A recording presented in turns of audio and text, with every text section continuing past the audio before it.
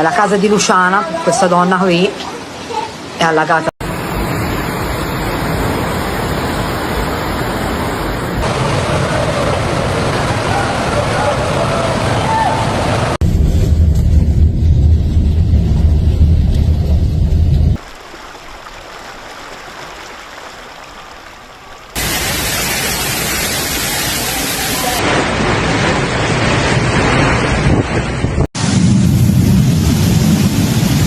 Imagine a perfect summer day in Italy, golden sunlight bathing rolling vineyards, families laughing over al fresco dinners, and tourists wandering through ancient cobblestone streets.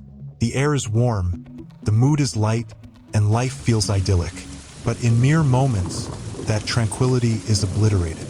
The sky darkens to an ominous charcoal gray, winds roar with the ferocity of a freight train, and hailstones, some as large as tennis balls, crash down like a barrage. Roofs collapse under the onslaught, car windows shatter, and streets are swallowed by torrents of water and ice.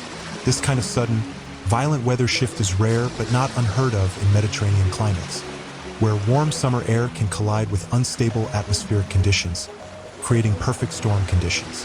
For the people caught in this chaos, it feels like nature has turned against them. A sun-drenched afternoon morphs into a scene resembling a harsh winter storm. Entire neighborhoods are buried under layers of ice. Historic villages are flooded, and farmers watch helplessly as their crops, months of labor, are obliterated in minutes. Emergency responders scramble to keep up as the devastation spreads across regions. This isn't a scripted disaster film. It's a real catastrophe unfolding in real time. Experts point to climate change as a potential driver of these extreme weather events, with rising temperatures fueling more intense storms. This could be a warning sign for other parts of the world. It's mid-August in central Italy, where the summer heat blankets towns like Pesaro and Urbino. The evening sun casts a warm amber glow, and locals go about their routines, farmers tending to fields, families gathering for dinner, and visitors soaking in the charm of historic plazas. The atmosphere feels heavy, almost sticky, but nothing suggests the chaos about to unfold. This deceptive calm is typical before a supercell storm, where warm, humid air sets the stage for rapid atmospheric changes. Then, without warning, the sky transforms. Dark, towering clouds surge across the horizon, swallowing the sunset. A sudden gust of wind tears through the streets, bending olive trees and shaking wooden shutters. Locals later recall the shift as almost apocalyptic. One moment, it's a balmy summer evening. The next, it feels like winter has arrived with a vengeance. By 9:30 p.m., the first raindrops fall, hard, unrelenting, each one striking with force. Thunder rumbles, reverberating through the hills like cannon fire. Hail follows, relentless and destructive, pummeling everything in its path. Hail of this size, some stones reported as large as 3 inches in diameter, can cause catastrophic damage, from denting vehicles to breaking through roof tiles. It's a reminder of how quickly nature can turn hostile.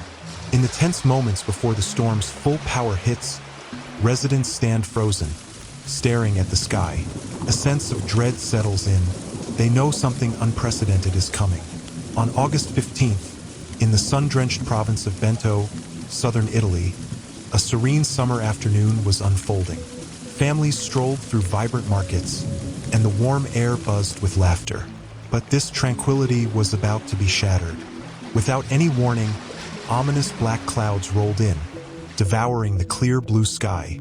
In mere minutes, a deafening roar filled the air as hailstones, ranging from the size of marbles to softballs, cascaded down with unrelenting force. The once lively streets of San Giorgio La Malara transformed into frozen torrents. Vehicles bore the brunt of the storm, their hoods battered and windshields shattered like brittle glass under the icy assault. Rooftops groaned and cracked beneath the weight of the hail. Sidewalks vanished under a blanket of ice, and parking lots looked like snow-covered fields in the heart of August. Residents scrambled to shield their homes, throwing blankets and boards over windows, but many could only watch in stunned silence as the storm tore through their lives. For those caught in the chaos, it felt like stepping into a disaster film. One resident described the scene as like a dream where the world turns upside down, and you're powerless to stop it. The hail piled so high it mimicked a winter snowstorm, an eerie sight under the summer sun. The hail was only the prelude. As the storm swept across the rolling hills and valleys of Bento, torrential rain followed, turning narrow streets into raging rivers. Mud, debris, and splintered tree limbs surged through town squares, leaving destruction in their wake. In the city of Pesaro, underpasses became treacherous pools, swallowing cars and forcing drivers to flee for safety. Emergency crews sprang into action, battling to clear fallen trees and rescue families from basements filling with murky water. In the mountainous areas, the situation grew dire. On the twisting roads of Contrada Dragonetto, sudden landslides buried stretches of pavement under heaps of rock and sludge, cutting off entire communities. Firefighters worked tirelessly, but some towns remained isolated for hours, their residents stranded with no escape. Local officials called the flooding like a dam breaking loose from the heavens. What should have been a peaceful evening of shared meals and warm summer nights became a desperate struggle. Homes were inundated, power lines failed, and families huddled together, whispering prayers for the storm to relent. In the aftermath, the people of Bento faced the daunting task of rebuilding. The storm had not just damaged homes and roads, it had shaken their sense of security. Yet, in the face of nature's fury, their resilience began to shine, a testament to the strength found in community and survival. Beyond the shattered streets and submerged homes, a powerful storm tore into the core of Italy's cultural and economic soul, its cherished farmlands. In regions like the Telesina Valley and the Taberno area, vineyards poised for a bountiful harvest were ravaged in mere moments. Rows of grapevines, painstakingly tended for months, were reduced to tattered remnants. Olive groves, enduring emblems of Italy's heritage and a vital source of income, were left in disarray, blanketed by broken branches and ice from the storm's relentless hail. Farmers stood in their fields, hearts heavy, as they surveyed the wreckage of their labor. An entire season's work, gone in a single afternoon. Agricultural authorities described the losses as catastrophic, not just for local families, but for Italy's national economy. The wine industry, reliant on thriving vineyards, faced massive setbacks. Olive oil exports, a cornerstone of Italian trade, were jeopardized. Vegetable fields, essential for feeding local communities, were obliterated. In some areas, hailstones piled high, resembling snowdrifts long after the storm had passed, crushing months of growth beneath their weight. For many farmers, this was more than a natural disaster. It was the erasure of their livelihoods. The financial blow could take years to overcome, threatening the survival of small-scale agriculture. Local officials urgently appealed for government assistance, warning that without swift intervention, rural Italy's small farms, its agricultural backbone, might face permanent collapse. The storm's fury was undeniable, with water cascading down my backyard retaining wall like a relentless waterfall, a stark reminder of nature's overwhelming power, setting the stage for the audience, emphasizing the scale and urgency of the situation. Over the past few weeks, Italy has been battered by a series of ferocious weather events, stretching from its northern mountains to its southern islands. These aren't isolated incidents, but part of a larger pattern of extreme weather gripping the nation. Detailing the destruction across different parts of Italy to paint a vivid picture that in northern Italy, particularly in Lombardy and Piedmont, hailstones as large as tennis balls have pummeled homes and businesses, leaving shattered roofs and damaged vehicles in their wake. Central regions, including areas near Rome, have faced relentless downpours, turning roads into rivers and submerging underpasses.